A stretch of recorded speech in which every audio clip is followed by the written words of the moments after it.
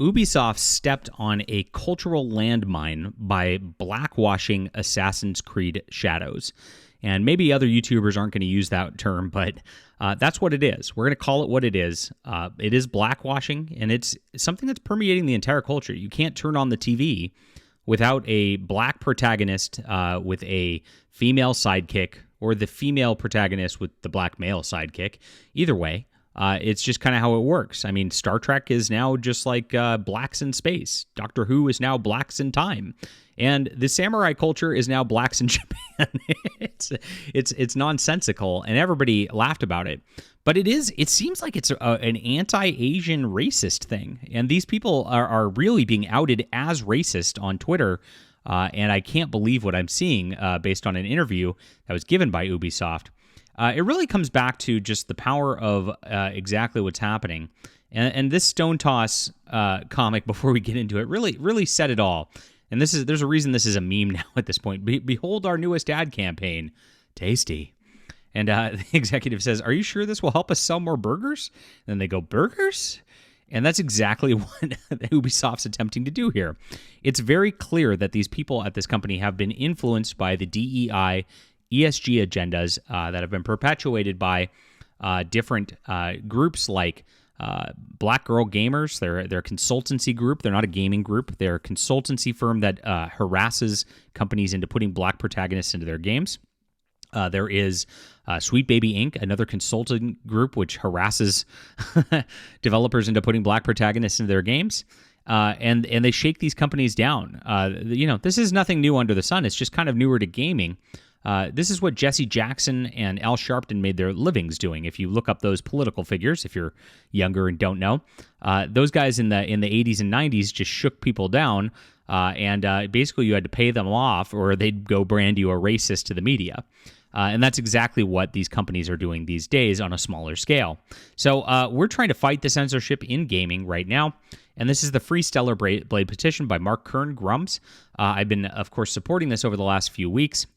And we're almost to the end. He's going to end this week. But we're trying to get to that 100,000 mark, because that number really just makes a big impact. Stellar Blade, of course, is not subject to this Ubisoft nonsense, but it does have the soft censorship that is just sweeping the video game industry, because at the end of the day, it's all about just small manipulations of your mind and of your games to ruin your entertainment. And that's what all of these companies are doing. Ubisoft, Microsoft, Sony, they are 100% doing their political agendas at the expense of you. And so this is something that we've been trying to get going, and I don't want the internet to forget it. The Stellar Blade situation was a travesty. It was anti-consumer. They sold one product, gave you another, and then said and forced you to play it that way. You're forced to update your PlayStation in order to play it. And, we shouldn't forget that. We shouldn't just let it go on for a week and move on. We should not do the same with Ubisoft, which is doing much more egregious things at this juncture. If you look at what's going right now, this is an article of an interview with the Assassin's Creed Shadows developers that came out originally in Japan, and it got translated here, which is absolutely wild. This is showing that these people are completely racist. And before I start reading this, guys, if you're new to the channel, please hit the like and subscribe button. Get notifications. I'm covering the culture here and all the terrible things these people are doing and trying to build something new and better. And I hope you'll join us. I really appreciate everybody who's been coming in. You've been amazing over the last couple of months. Our channel's really taken off, and it's all thanks to you. And I want to support you guys, and thank you for supporting us. Go hit that bell. So here's what they did. Why did you choose Noe Shinobi as an original character and Yasuke, a samurai, as a historical figure? Well, because it's a black and a female is the answer. You can't have a normal male protagonist at this point. And he says, although well known in Japan, at least in North America, not much is known about the story of the farmers, what happened to them, and where the ninja came from. So we decided to introduce a character from Iga who is shrouded in mystery. We considered the historical figures from that area, but we preferred a sense of mystery, so we came up with Naoi as someone who may or may not have actually existed. They didn't actually exist. I'll just say that. For Yasuke, we were first looking for our samurai. Oh my gosh, our samurai. Yes, our samurai. The the cultural bastion. What defines our samurai, Ubisoft developers? Why don't you tell us? Someone who could be our non-Japanese eyes, though. Very interesting because, the cultural stereotype about Japanese eyes is very interesting here too. There's a distinct shape to them. And I don't even think, I think you're not allowed to talk about it, but I don't care. So I'm going to, we'll call it like an almond shape. Is that a, sorry, Japanese fans, if you're mad at me, but the eyes do have a distinct shape, and non-Japanese eyes would have a different distinct shape, and it seems a little bit racist that the Ubisoft developers were specifically calling out that the eyes in their changing of a character to be a black man. Very, very weird. This is because we thought from the beginning the story of the Portuguese arrival would be a very good way to tell a crisis in Japan. The team liked the character Yasuke, and we thought we could expect to use him to discover Japan.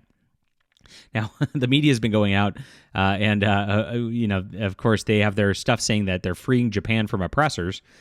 Japan was never conquered by any outside group, and so they'd have to be freeing Japan from Japan at the same time. And that's exactly, I guess, the theme they're going for inadvertently. Their marketing materials really just show the depth of the craziness that they're going to, unintentionally at that.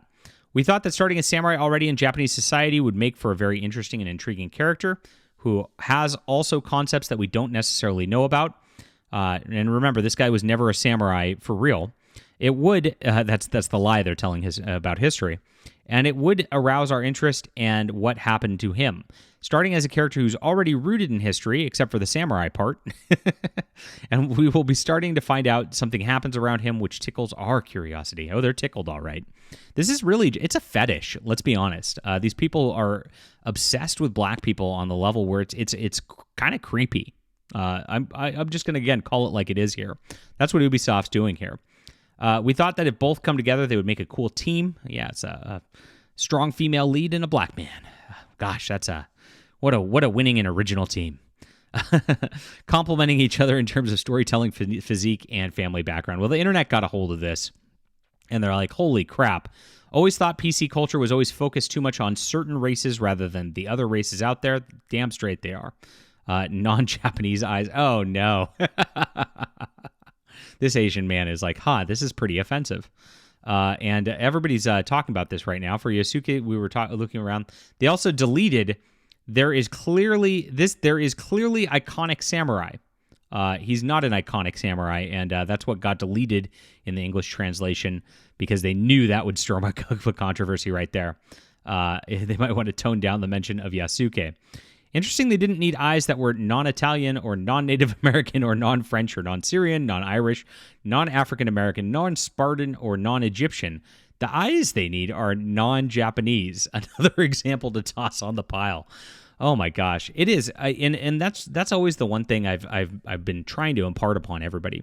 The woke, the SJWs, they are the most racist people out there. They focus on race full time. That's all they talk about. That's all they think about. Normal people don't think about this. I don't think I've ever looked at, I make comic books. I've never told the artist, like, I need non-Asian eyes or anything like that, ever. It just isn't something that would be uttered from my mouth because I wouldn't think about it. Very, very odd stuff. But this is how they act 100% of the time. And then they'll go around and accuse you of being racist for not liking and not clapping for their overt racism and going, gosh, that's kind of weird. It's kind of insulting, not only to just like the white gamers who are out there who are just trying to enjoy a game set in Japan without just like dealing with like the same stone toss nonsense right here that's inserted into everything. But it's also super racist against the Asians because, they mask went off right here. Absolutely wild stuff. And so this fellow here says, it's yours, not us, Assassin's Creed Shadow, who is Yasuke, and why did the developers choose him? And that is the link to the article right there. Can't an Asian man be the main character? Is this not discrimination? It's really interesting when you read the media shill interviews about this. They always say like, oh, an Asian samurai is just it's a cliche. Well, if you're making a samurai game, I mean, it kind of has to be Asian. I mean, this is the most retarded argument I've ever heard in my whole life. And when you do something specifically otherwise, it shows what your true agenda is all about. All right, leave a comment down below with what you think about non-Japanese eyes. Hit the like and subscribe button. Make sure to sign the Stellar Blade petition. I'll put that in the link in the description below. Really appreciate you guys being there. Thanks for getting our channel above 20,000 subscribers. You are the best, and we'll be back soon.